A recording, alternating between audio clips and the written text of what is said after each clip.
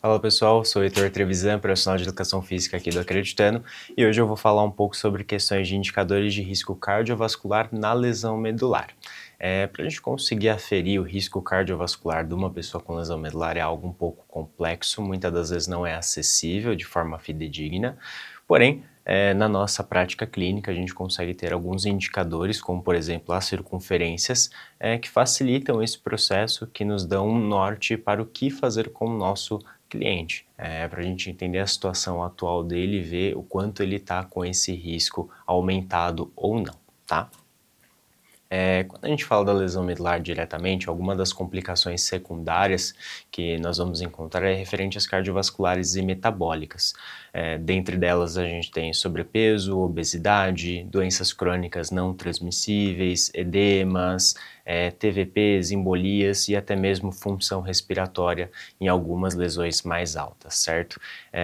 Esse é só um braço das complicações secundárias que podem aparecer. A gente sabe que a lesão medular ela acomete o indivíduo como um todo em muitas outras questões, mas uma das mais preocupantes é a cardiovascular, sem dúvida alguma, tá?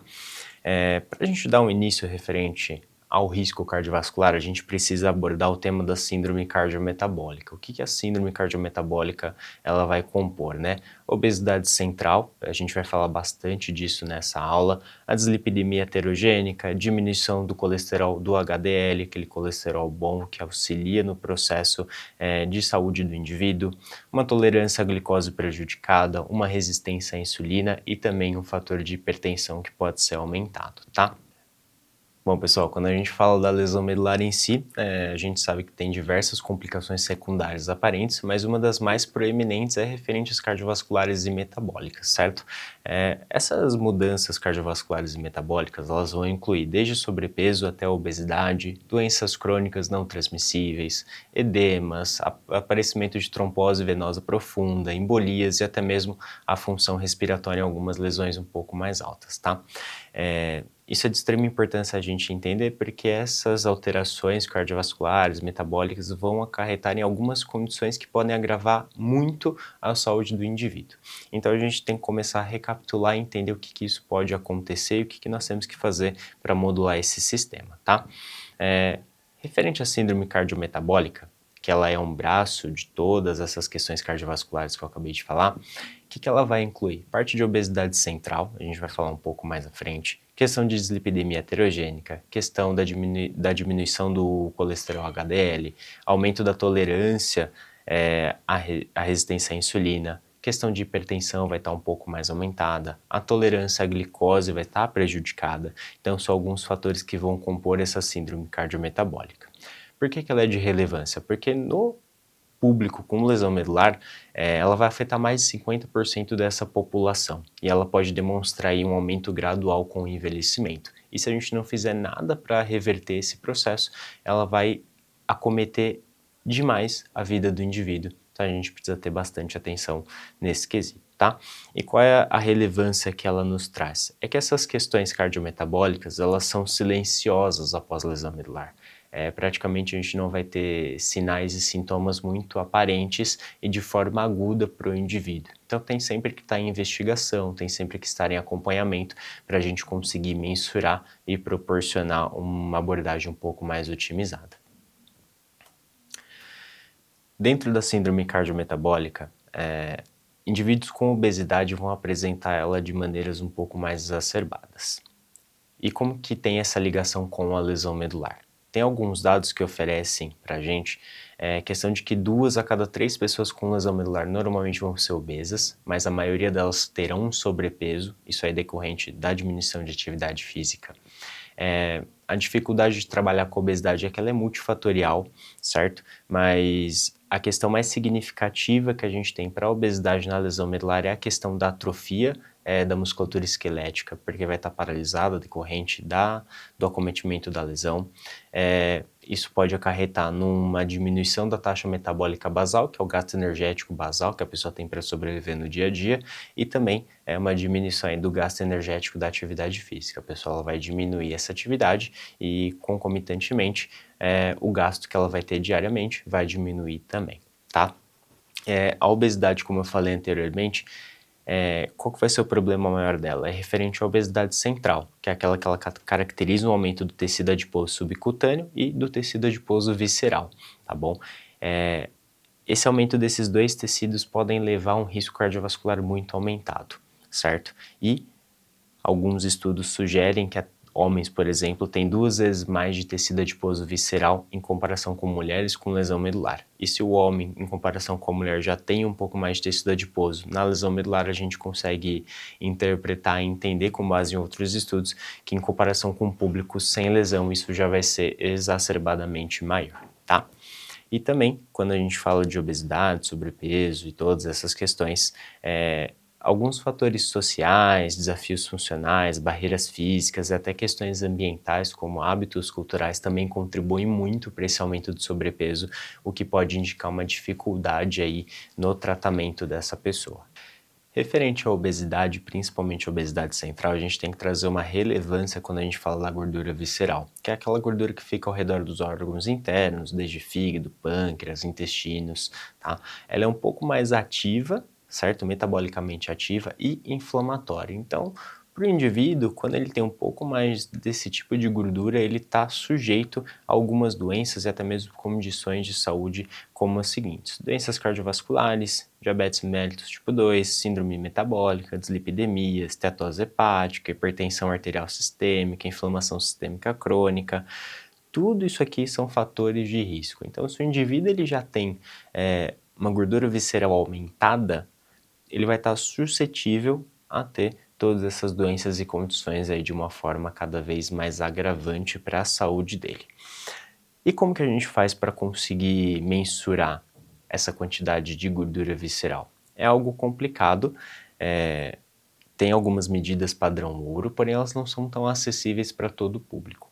Então, quando a gente pega na base de literatura, a gente consegue ter algumas questões referentes às circunferências, às perimetrias corporais, principalmente de abdômen, cintura e quadril, e a gente consegue correlacionar elas com esse risco aumentado com a questão de gordura visceral e o que pode levar ao risco cardiovascular, tá? E relacionado à gordura visceral, como que a gente consegue mensurar ela na nossa prática clínica? Uma das maneiras mais simples da gente conseguir correlacionar isso é referente à circunferência de abdômen, tá? Essa é uma medida que ela é diretamente ligada e associada ao acúmulo de gordura visceral, certo? E a gente consegue trazer alguns dados interessantes para o risco cardiovascular ou não da pessoa. Por exemplo, em dados da OMS, a gente consegue identificar aí que homens com uma circunferência de abdômen acima de 94 centímetros é um risco aumentado e acima de 102 é um risco muito aumentado. Para mulheres, isso abaixa um pouco, um risco aumentado a partir de 80 centímetros de circunferência de abdômen e um risco muito aumentado a partir de 88 centímetros de circunferência de abdômen, tá? Esse é um dado muito antigo, claro, e já padronizado aí na prática clínica de vários profissionais da saúde. A gente consegue associar isso com a vida da pessoa, com o plano terapêutico dela e questões que nós conseguimos modular para conseguir trazer essa redução, tá? Isso é uma medida que foi feita para pessoas sem lesão. Quando a gente fala de pessoas com lesão medular, a gente tem algumas considerações, mas falaremos mais à frente. A circunferência de cintura é uma outra medida que a gente consegue estar utilizando e correlacionando. Ela também auxilia na avaliação de risco para doenças cardiovasculares e metabólicas. Ela é localizada entre as costelas e o quadril, poucos centímetros ali acima do umbigo. Ela também tem algumas referências na literatura e uma das mais interessantes é essa de 2004, que ainda é utilizada dentro de vários profissionais. É a questão que tem a correlação da circunferência de cintura com o IMC da pessoa. Por exemplo, a gente sabe que o IMC ele é uma medida populacional, ele traz um dado populacional referente ao sobrepeso, obesidade de uma população em geral, e para o indivíduo apenas esse dado ele não é tão fidedigno. Por exemplo, você pode pegar um indivíduo que tem ali seus 1,80 de altura com seus 80 quilos. Se for uma pessoa ativa, saudável, treina uma musculação, jovem, normalmente ele vai ter um pouco mais de massa muscular, mas se você fizer o cálculo de MC, ele vai caracterizar ali dentro do sobrepeso e obesidade, mas ele não vai estar nessa situação. E para tirar esse viés e trazer uma comparação um pouco mais fidedigna, a gente associa isso à circunferência de cintura, tanto para homem quanto para mulher, com uma medida de corte que a gente consegue trazer e vou colocar um pouco mais de individualidade para essa medida, tá?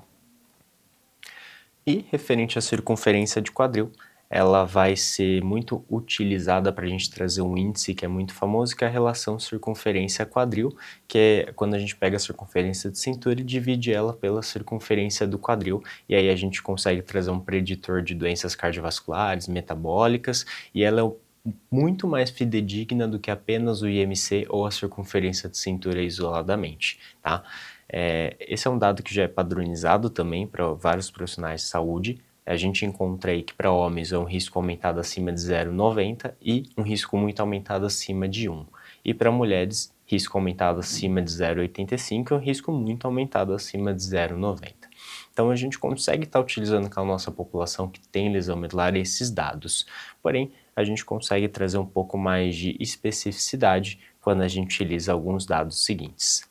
Falando do público com lesão medular, para a gente conseguir trazer uma correlação um pouco mais específica para essas medidas, tem alguns artigos que trazem algumas denominações, trazem algumas associações com o público sem lesão, para a gente conseguir identificar esse risco cardiovascular referente ao acúmulo de gordura visceral, porém ainda não tem medidas extremamente fidedignas, medidas que possam ser utilizadas de forma padrão aí para todos os profissionais de saúde. Mas eu acabei separando alguns artigos para trazer uma interpretação e conseguir trazer uma linha de raciocínio para a gente entender o que a gente consegue fazer com esses dados e qual a importância de realmente trazer esses dados para o nosso público, certo? Essas medidas de avaliação.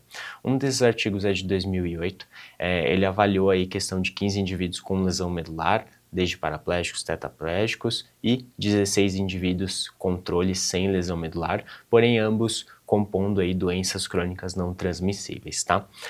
Qual que foi o objetivo desse estudo? Comparar o tecido adiposo total, visceral, subcutâneo nas pessoas com e sem lesão medular e pareados por sexo, idade, circunferência de cintura e para a gente conseguir relacionar dentre essas pessoas, as que têm as mesmas circunferências de cinturas, a mesma idade, o mesmo gênero, o que vai ter de diferenciação na correlação de adiposidade central quanto às questões de risco cardiovascular. Como que eles fizeram essa comparação?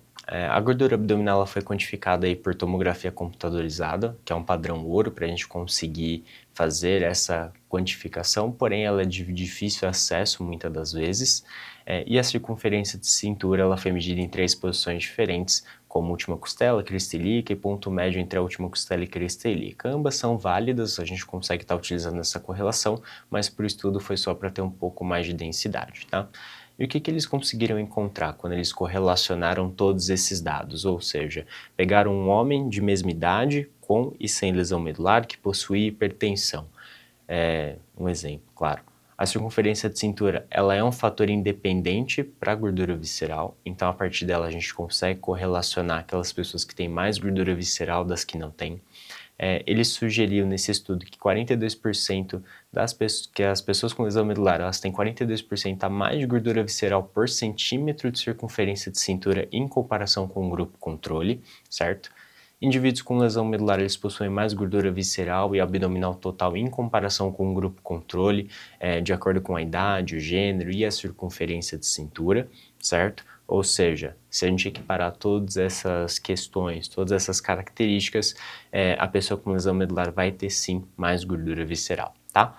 E também a pessoa com lesão medular ela tem 58% maior a média de gordura visceral e 26% de gordura abdominal total do que o grupo controle, correspondentes após serem contabilizadas as diferenças de peso. Ou seja, se a gente pegar ambos os indivíduos com características similares, diferenciando apenas tendo lesão e não tendo lesão, se você pegar a mesma circunferência de cintura, a pessoa com lesão medular ela vai ter muito mais risco, ela vai ter mais gordura visceral, que é aquela que é mais inflamatória, ela é mais metabolicamente ativa e ela vai ter um risco maior para o aparecimento de doenças ou condições cardiovasculares futuras. Esse outro artigo de 2008, ele traz aí uma comparação e uma correlação com 22 homens com lesão medular, certo? Uma idade aí entre 18 e 50 anos, um IMC abaixo de 30 e lesões medulares aí desde C5 até T11, EISA ou EISA-B. Qual foi a questão e o objetivo que é interessante nesse estudo? Eles examinaram e associaram ali diferentes medidas antropométricas com adiposidade central e tecido adiposo visceral, tá? E correlacionaram com as questões de fatores de riscos para doenças cardiometabólicas em homens com lesão medular, tá bem?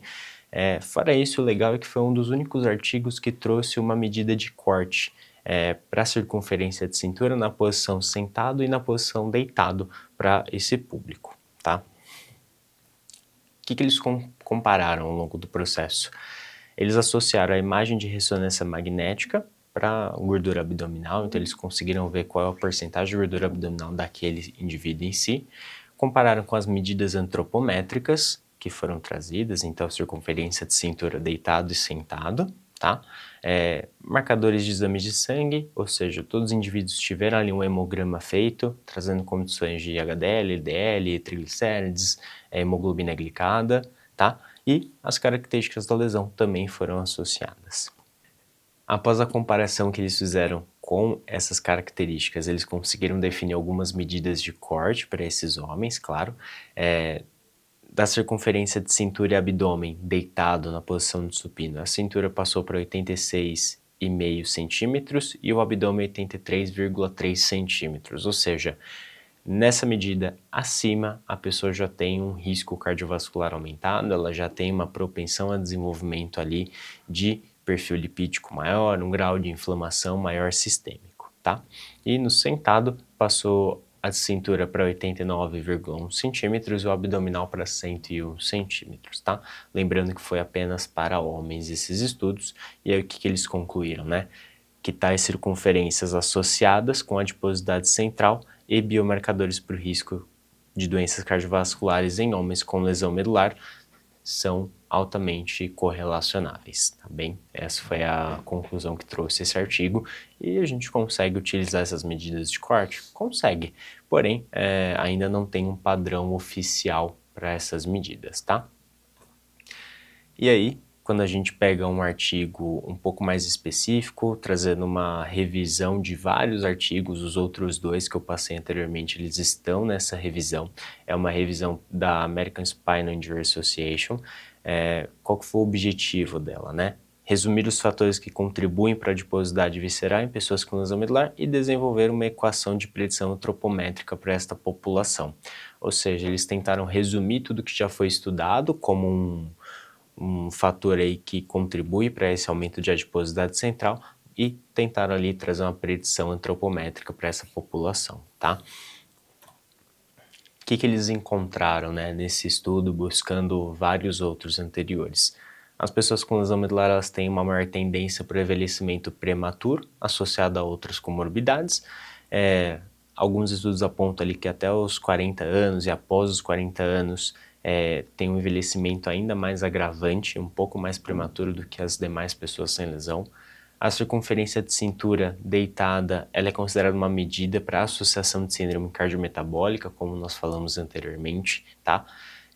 Eles conseguiram datar ali uma circunferência de cintura de 86,5 até 94 centímetros, sendo considerado uma zona de risco para síndrome cardiometabólica. Passando de 94 centímetros já é um alto risco, tá?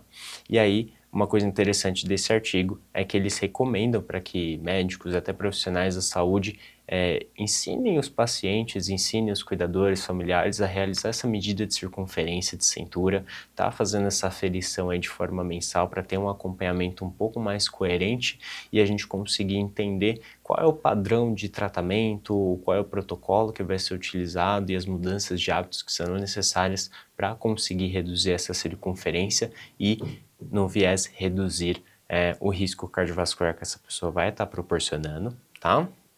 E aí a conclusão que eles chegaram é que essa medida igual ou superior a 86,5 de circunferência de cintura, tanto para homem quanto para mulher, mas com lesão medular já é um risco, sim, e eles conseguem classificar que essas pessoas elas vão ter uma aptidão aeróbica reduzida, uma resistência à insulina reduzida e uma dislipidemia um pouco mais aumentada após lesão medular, porém eles não conseguiram identificar ali uma nota de corte para o risco de desenvolvimento de obesidade ou doença cardiovascular específica. Isso não foi datado nesse artigo, e aí a gente continua nos estudos para conseguir entender um pouco mais dessa correlação do risco cardiovascular.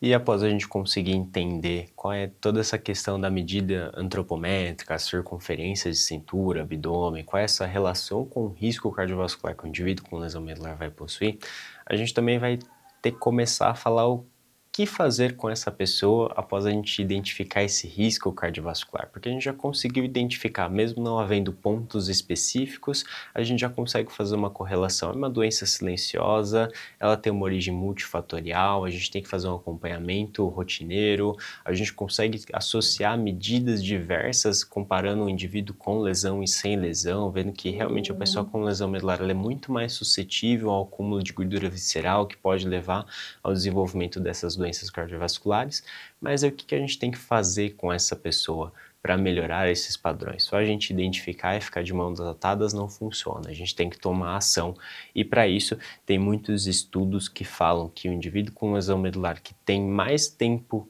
livre de atividade física, ele vai conseguir ter uma redução do risco cardiovascular, ele vai melhorar o bem-estar subjetivo, ele melhora a percepção de qualidade de vida, ele aumenta a satisfação com relacionamentos sociais e reintegração comunitária, melhora a independência funcional.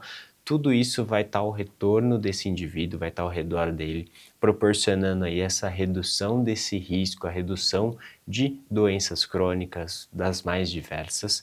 E com tudo isso, depois que a gente entendeu medidas de avaliações para risco cardiovascular, nós temos que ter um pouco de tomada de ação para o que fazer e contribuir para que esse risco cardiovascular não aumente e não sujeite o nosso cliente a esses riscos.